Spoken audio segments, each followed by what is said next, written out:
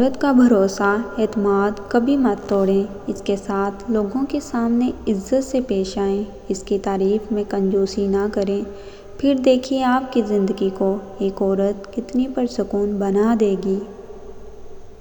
کبھی کبھی نہ ہم محبت ختم کرنا چاہتے ہیں اور نہ ہی اس شخص سے دور جانا چاہتے ہیں، بلکہ ہم اس لیے رابطہ ختم کر دیتے ہیں کیوں نہ کہ ہم توجہ کی بھیک مانگ مانگ کر تھک جاتے ہیں۔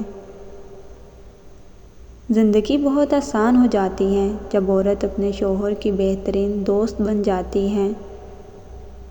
جس شخص کے دل میں آپ کے جذبات اور آنسو بالکل بھی اثر نہ کریں تو یقین جانیے وہ شخص آپ کے ساتھ کبھی مخلص نہیں ہو سکتا۔ جب کسی سے کم تعلق بناؤ تو یہ یاد رکھنا، اگر تم تعلق کی کتاب میں پہلے صفحے پر لفظ احساس، ایمانداری اور برداشت تحریر نہ کرو گے تو پھر آخری صفحے پر جدائی تمہارا مقدر بن جائے گا۔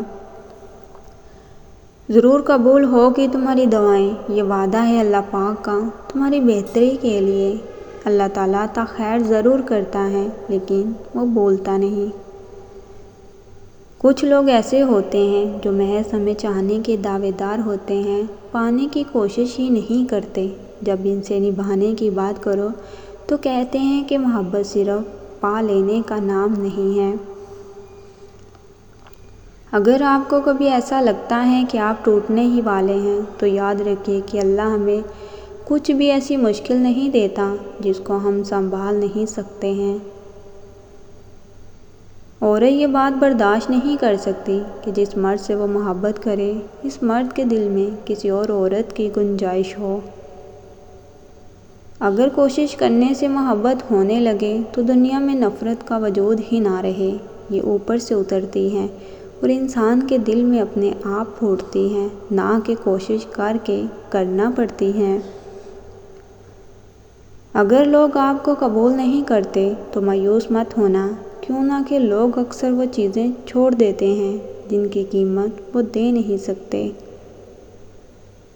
تم گھبراتے کیوں ہو مقدر کے فیصلوں پر؟ کیا تم نہیں جانتے تمہارا رب غفور الرحیم ہے؟ وہ اگر رات کو دن اور دن کو رات کرنے پر قادر ہے، کیا وہ تمہاری تڑپ دیکھ کر تقدیر کے فیصلے نہیں بدل سکتا؟ بابا جی فرماتے تھے وہی مرد عورت کی محبت کا حقدار ہوتا ہے جو اس کی عزت کرے اور نیک راستے پر لے کر چلے۔ زندگی کے حسین لمحات واپس نہیں آتے لیکن اچھے لوگوں سے تعلقات اور ان سے وابستہ اچھی یادیں ہمیشہ دلوں میں زندہ رہتی ہیں۔